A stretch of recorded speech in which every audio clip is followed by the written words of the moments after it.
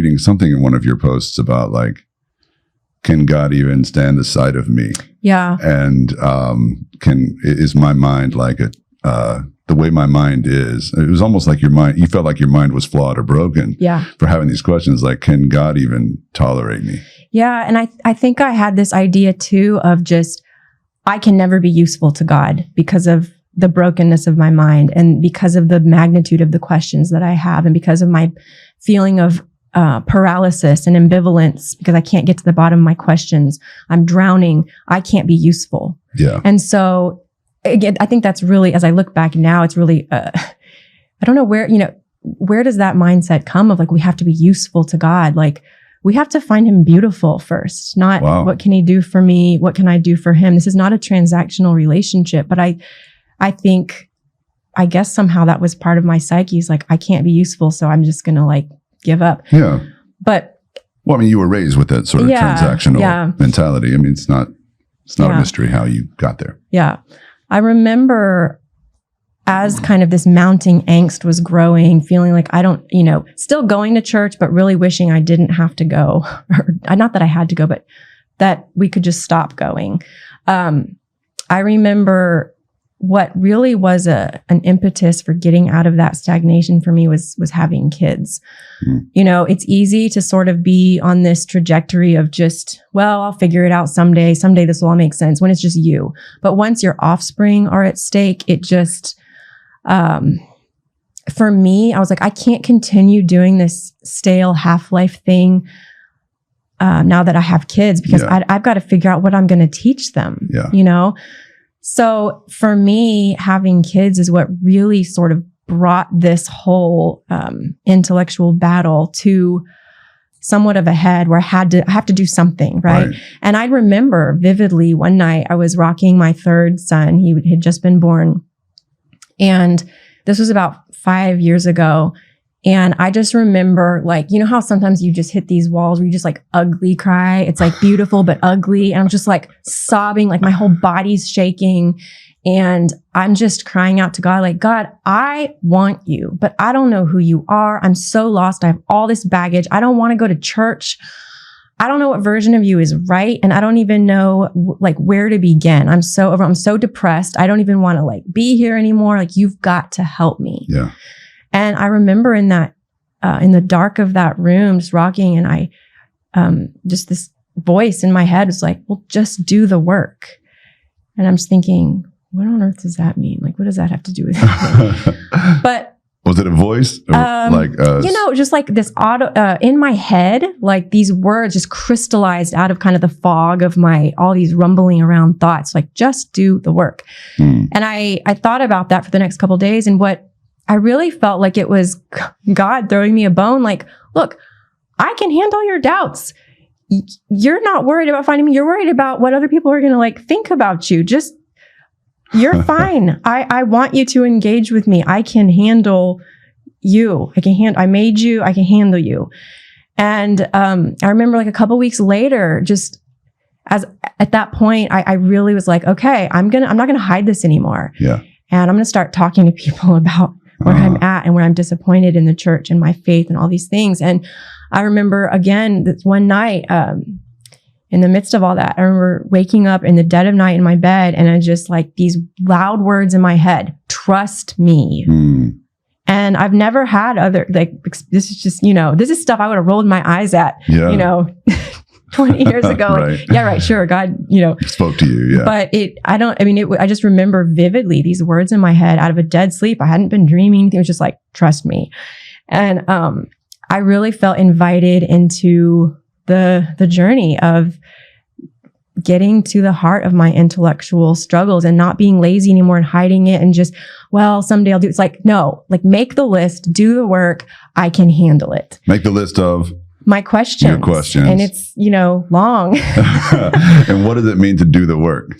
So for me, it's like, start, we have the internet, we have YouTube, start researching, start asking people questions when you're in a Bible study or whatever. And people are talking about, well, these moral rules don't apply or these still do. Well, why? Where do we decide which ones are sin? What things now makes our sinful behaviors versus we're culturally sinful?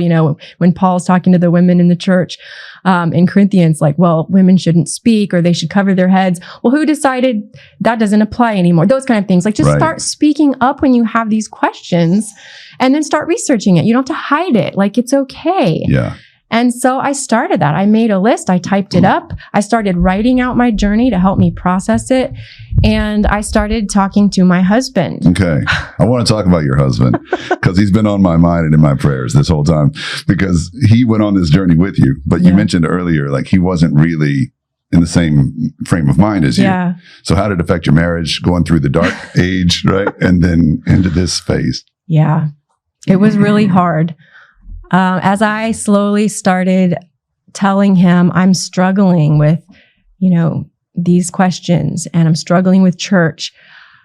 I mean, poor guy, I think he just felt blindsided. Like, who did I marry? Like, this isn't what I signed up for. Like, what are you talking about? And, in talking to him later, now that we're in like healthier places, because it was really hard. It was growing pains for sure for a lot of years. He's expressed that he was scared that, if you start questioning your faith and if you go a different direction, what does that mean for like our marriage and for fidelity to one another and all these things, which of course I'm thinking like, what? Why would you worry about that? You know me, but that's where, and it makes sense. I think he started to panic.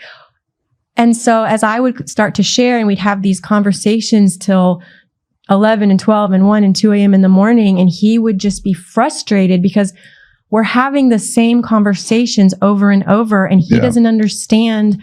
I don't know why you have a problem with like the nature of, why there's evil in the world or the nature of hell or, how we can trust the gospels. Why he didn't understand where I was coming from. And so when he would share, well, here's what I think, he felt like his explanations weren't good enough for me.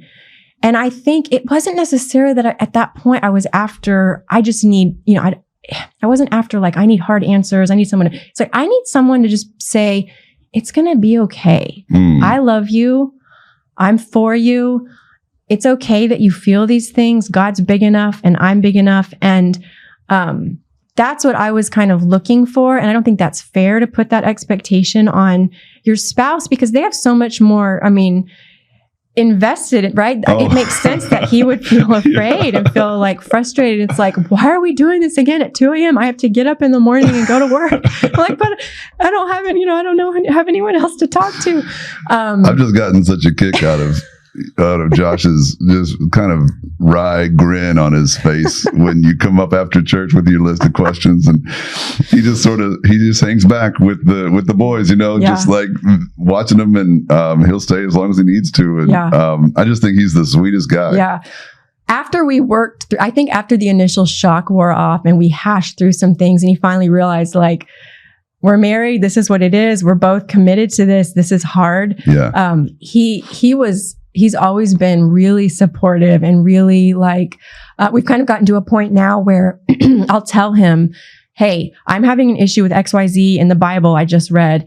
I don't want you to give me answers. I just want to tell you I'm struggling with this. And I just want you to say, okay, I hear you. And so I'll literally tell him sometimes, like, I just want you to say, I hear you, or I really do want to, hear what you think. What do you think? And so we've kind of, it's really been, just interesting to see our marriage kind of find some new healthy dynamics of communication and working through some of this stuff. Yeah.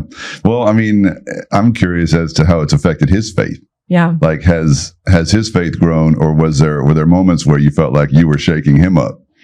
I think in the beginning, he did not struggle with the things that I was struggling with at all. But over the years, as we've discussed things, as I would bring to his attention particular elements of theology or doctrine that I was struggling with and why, he did start to, I wouldn't say he's ever struggled, but he did start to see more clearly kind of the context for where I was coming from, how it would create a lot of just existential crisis for me in certain ways. And so he has, together we really have in some core ways changed or I guess transitioned in a little bit of our theology, and it's not quite as like fundamentalist as how we were both brought up. So if somebody's listening right now who is in love with someone who is wrapped around an axle of questions, or if someone's raising a kid who is, or someone just really cares about someone who's where you have been, what advice would you give them? I would tell somebody who's loving someone through this process of deconstruction to not panic. Don't meet the person with panic. That's just going to make it so much worse. And don't even necessarily try to don't just jump to answers. Sometimes we need to sit in the questions, and it can be comforting for someone in crisis in that way to just sit with someone in the questions and be told, like I said earlier, I hear you. Yeah. God is bigger than any of this. He's not surprised by these questions. There's nothing that ask these questions. It's good to ask these questions. It's good to wrestle through, and I'm here for you, and I'll always be here to listen and talk. And I love you because I love you, not because of what you believe. Obviously, I certainly hope you will, share this faith. But even if you need to go through a season of whatever that needs to look like, I still love you because I love you. Yeah. Not for anything you can do for me. Wow. And so I think that's helpful.